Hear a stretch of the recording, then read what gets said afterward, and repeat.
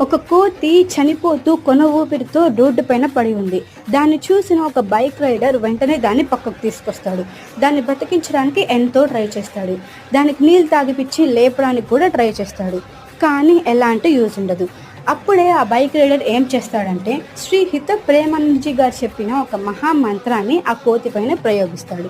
నేను ఈ మంత్రం గురించి ఇదివరకు ఒక వీడియోలో చెప్పాను. ఇంతకీ ఈ మంత్రం చెప్పిన తర్వాత ఆ కోతికి ఏమైందో మీరే చూసేయండి. कृष्णाय वासुदेवाय हरे परमात्मने प्रणतः क्लेशनाशाय गोविंदाय नमो नमः।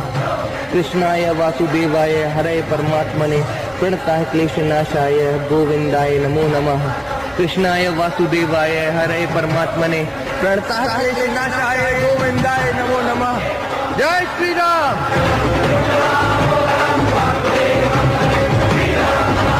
Please subscribe to my channel, friends.